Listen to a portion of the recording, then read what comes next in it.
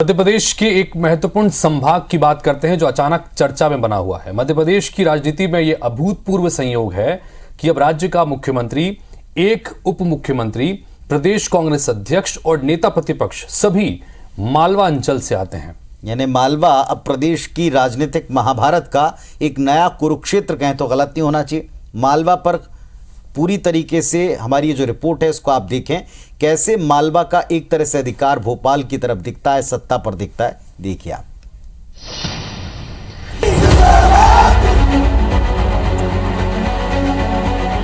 हिंदी पट्टी के 3 राज्यों में से एक और लोकसभा सीटों के लिहाज से भी तीसरे बड़े राज्य मध्य प्रदेश में दोनों प्रमुख राजनीतिक दलों भाजपा और कांग्रेस में पीढ़ी परिवर्तन की सियासत अब दिलचस्प मोड़ पर है। मध्य प्रदेश में विधानसभा चुनाव में बम्पर जीत के बाद सत्तारूढ़ भाजपा अब पूरे घर के बदल डालने की तर्ज पर काम कर रही है और इसके जवाब में कांग्रेस ने भी अपने सभी मुख्य सिपह सालार ताबड़तोड़ बदल दिए हैं। मोटे तौर पर बदलाव का यह फॉर्मूला फ्रेश चेहरों को आगे लाने, जातीय और क्षेत्रीय समीकरण साधने और आने वाले कम से कम 1 दशक तक राजनीति कर सकने वालों को कमान सौंपने की नीयत से लागू किया गया है। खास बात यह है कि दोनों ही पार्टियों ने इस बार राज्य के अपेक्षाकृत समृद्ध क्षेत्र मालवा अंचल को केंद्र में रखा है, जिसके बारे में कहा जाता है कि सत्ता का रास्ता इसी अंचल से गुजरता है। मध्य प्रदेश की राजनीति में यह अभूतपूर्व संयोग है कि अब राज्य का मुख्यमंत्री, एक उप मुख्यमंत्री, प्रदेश कांग्रेस अध्यक्ष और नेता प्रतिपक्ष भी मालवा अंचल से ही है। यानी मालवा अब प्रदेश की राजनीतिक महाभारत का नया कुरुक्षेत्र है। जो मालवा पर काबिज होगा वो भोपाल में सत्तासीन होगा। मध्य प्रदेश में लोकसभा की 29 सीटें हैं। इनमें से 8 अकेले मालवा से हैं और इसी क्षेत्र में विधानसभा की 50 सीटें हैं। इनमें अगर निमाड़ को भी जोड़ लिया जाए तो ये संख्या लोकसभा की 10 और विधानसभा की 66 सीटें होती हैं। इस बार बीजेपी ने मालवा निमाड़ की 66 में से 48 सीटों पर जीत हासिल कर कांग्रेस को बहुत पीछे धकेल दिया है। भाजपा ने डॉक्टर मोहन यादव को मुख्यमंत्री बनाया है।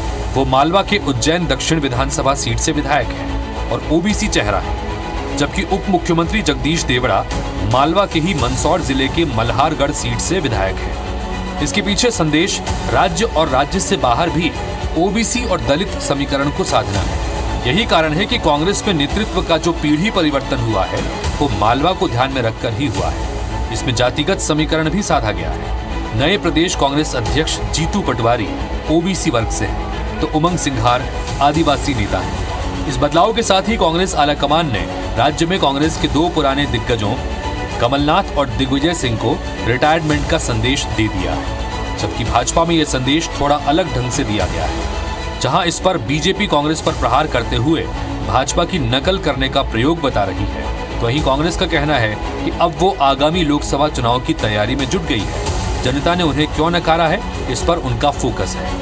देखिए, मालवा निमाड़ से भारतीय जनता पार्टी को ऐतिहासिक सफलता मिली। 48 सीटें हम जीते। हमने पहले भी कहा था कि भाजपा की सरकार बनने में मालवा निमाड़ ऐतिहासिक भूमिका निभाएगा और उसने निभाई भी। अब यदि बात करें तो हमारे मुख्यमंत्री जो है वो मालवा से आते हैं। यदि बात करें तो मालवा को पर्याप्त प्रतिनिधित्व दिया गया है। अब कांग्रेस भी नकल करने की कोशिश कर रही है। उनके प्रदेश अध्यक्ष से लेकर नेता प्रतिपक्ष उन्होंने इस इलाके से दिए।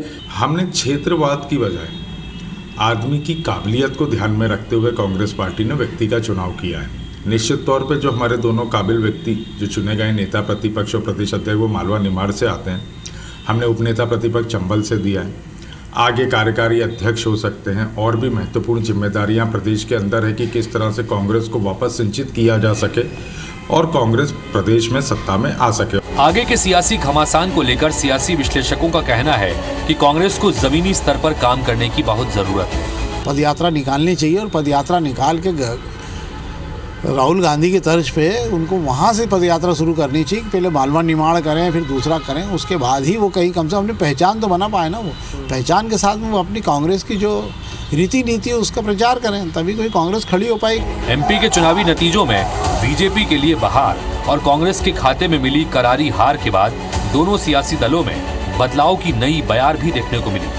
तो इस बदलाव में मालवा के ये दिग्गज खुद को कितना बेहतर साबित करते हैं, ये भी देखना होगा। रवि हेमराज सिसोदिया, IBC 24, इंदौर।